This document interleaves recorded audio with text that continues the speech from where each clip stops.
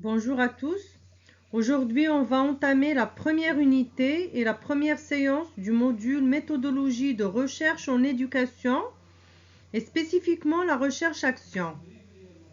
Ce module fait partie des 12 modules transversaux pour l'appui à la formation qui étaient introduits au CRMF depuis l'année 2012. Ces modules transversaux ont été produits dans le cadre du projet ITRAN initié par l'USAID.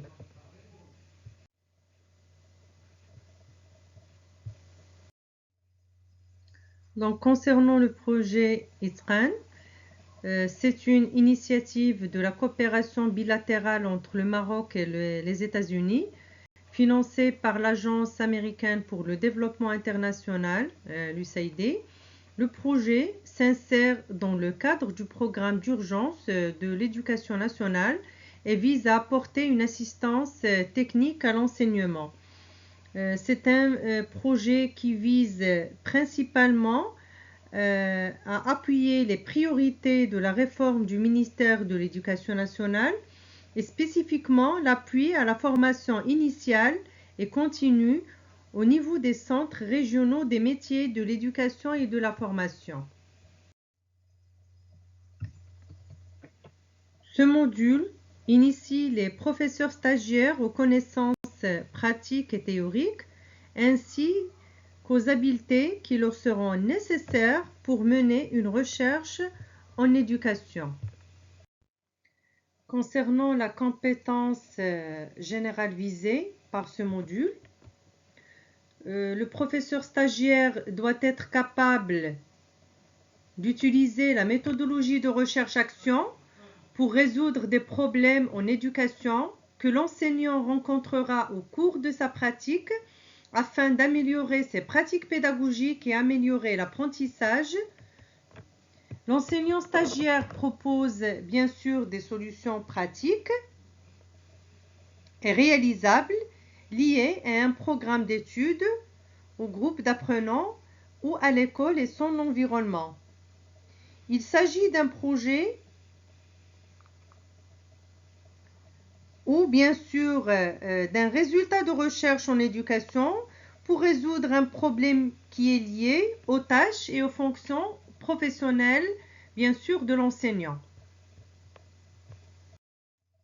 Pour les objectifs généraux du module, le professeur stagiaire doit être capable de pouvoir démontrer et comprendre pourquoi et comment est menée une recherche en éducation, d'identifier, de formuler et de définir les problèmes et les questions liées à la recherche, d'identifier, de localiser et de porter un regard critique sur les rapports de recherche et les projets faits dans le domaine de l'éducation et autres domaines connexes, d'évaluer et de rédiger des projets et des rapports de recherche clairs, de colliger et d'analyser des données quantitatives et qualitatives.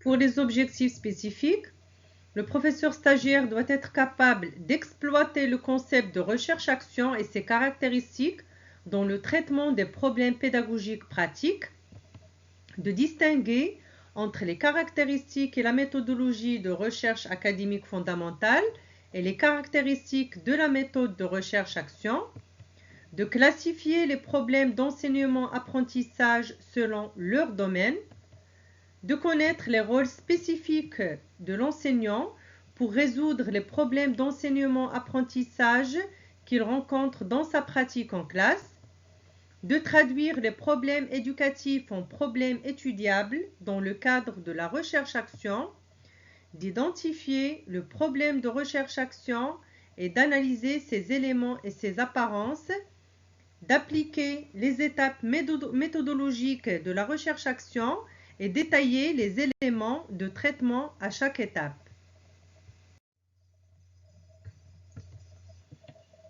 De cristalliser les plans de travail pour résoudre des problèmes éducatifs réels, de déterminer le type de recherche-action qu'il est en train de réaliser, de concevoir les outils de recherche appropriés pour la collecte et l'analyse des données, d'accomplir un plan de travail qu'il a préparé pour résoudre un problème pédagogique réel sur le terrain, de rendre compte de ses applications de terrain dans le cadre de situations professionnelles, d'élaborer des plans de travail à la lumière des résultats de l'application et enfin d'extraire les résultats de l'apprentissage acquis à travers ses recherches.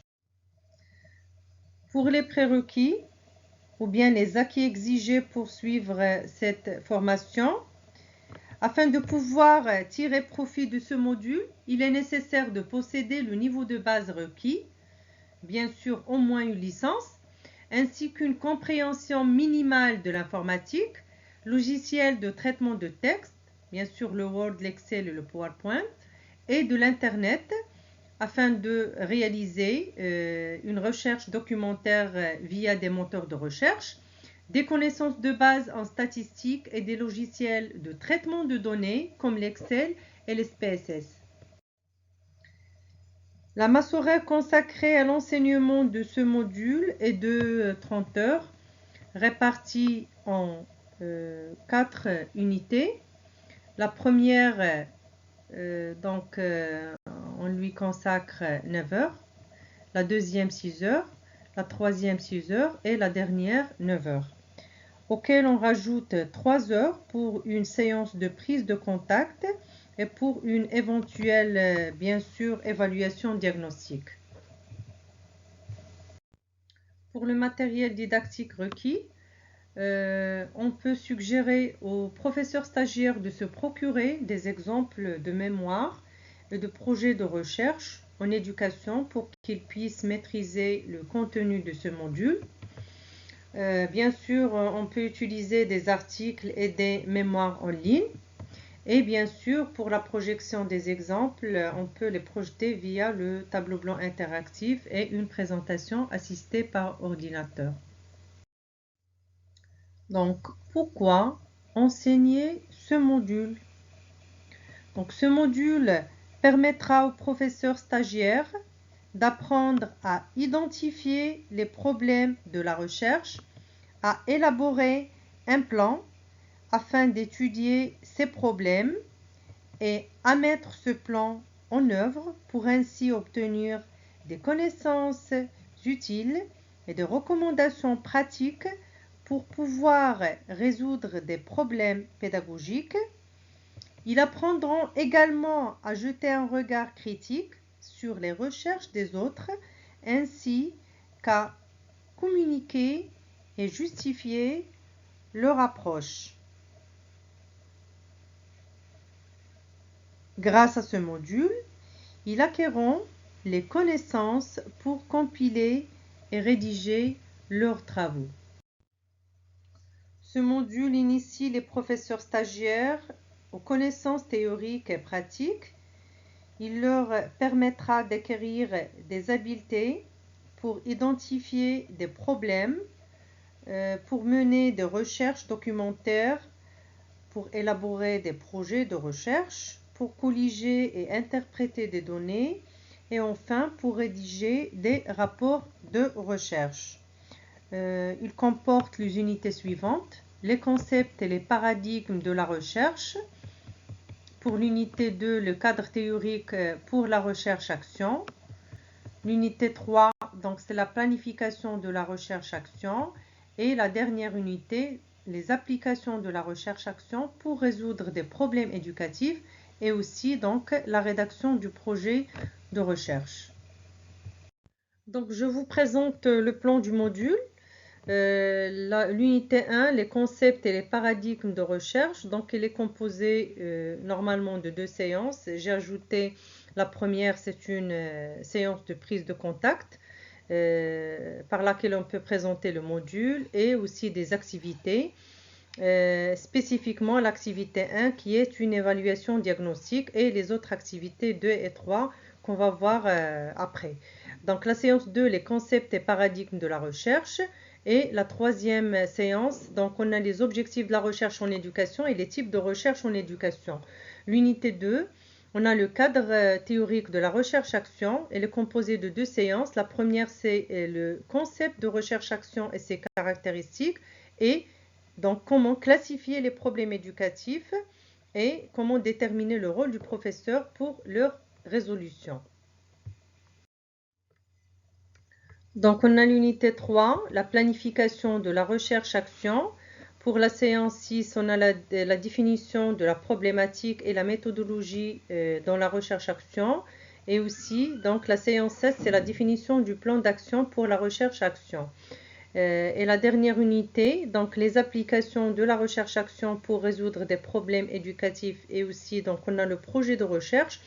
Donc, cette unité est composée de 3 séances.